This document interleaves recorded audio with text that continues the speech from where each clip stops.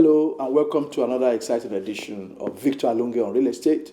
In this episode, I will be continuing from where we left the discussion last week, which is actually looking at factors militating against optimum performance of real estate to national productivity.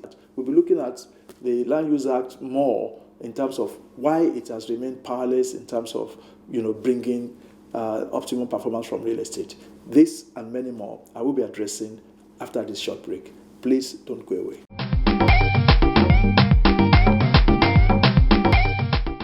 Welcome back. This is still Victor Alonge on Real Estate, and I am your anchor, Victor Alonge. As I said earlier, we'll be continuing from where we left last week. We've looked at Land Use Act and why it has not been able to help in addressing the huge debt capital that we have in real estate. In fact, contributing even more to the size of the debt capital that we have. But the Land Use Act is not actually a completely bad document. The problem is the Land Use Act actually faced quite a lot of challenges, and understanding those challenges will actually be helpful in our quests to reform the land tenure and also amend the Land Use Act in the ways that we have actually been clamoring. We need to understand that land allocation and distribution are central to ensuring productivity of real estate when it comes to national development. And when you're talking about distribution, allocation and distribution, you are looking at pricing systems, you're looking at demand and supply, you're looking at information system, you're looking at social interaction.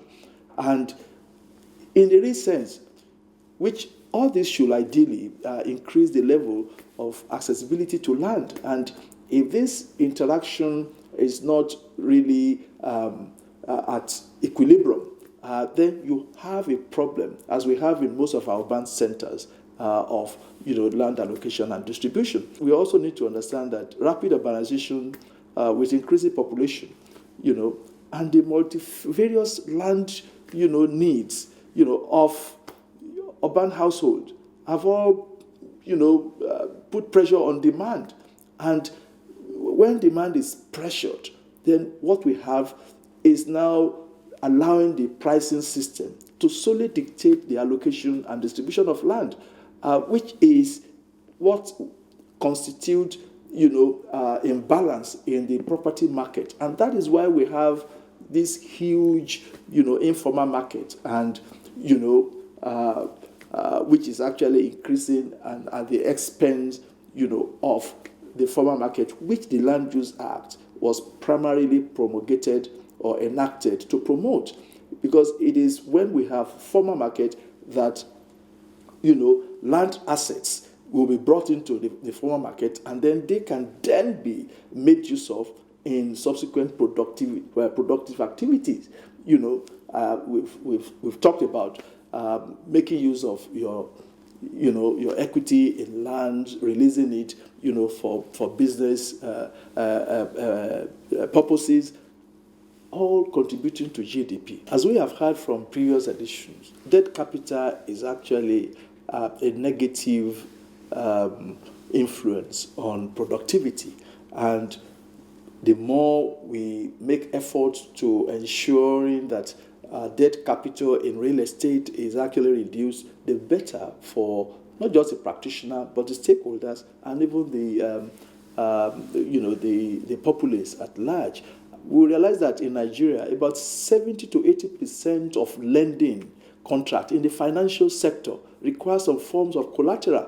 And in terms of collateral, real estate, which is a fixed asset, as collateral, reduces the cost of borrowing. And compared to, movable assets, these are actually favored more by the banks. And the more real estate assets we are able to deploy for collateral purposes in our financial sector, the more stable the financial sector will be. And the case for land reform is even well made on the premise that, a properly handled land reform will increase participation in real estate market. And what that means is that capital inflow into the sector will improve, and the more improved the capital inflow is, the more employment the sector will generate, and the impact on the economy is increased productivity. And to be honest with you, the current mortgage to GDP ratio of 0.5% is unfavorable to investment in real estate.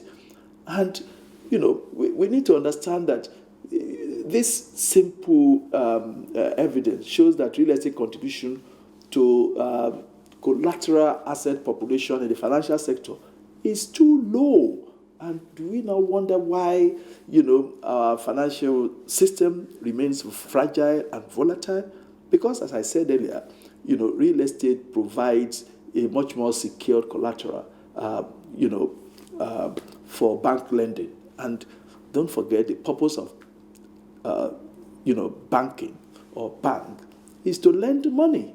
And if you don't lend money recklessly, there must be collateral backing. And fixed asset anywhere in the world, real estate remains the best.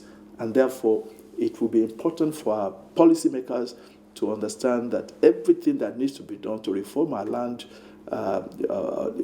administration, land system, will go a long way to bringing about that improved productivity and economic development that we desperately require. I believe we're on the same page on the issues that we have addressed in this episode regarding performance of real estate to our national development. This is still Victor Alonge on real estate. I'll be back after this short break.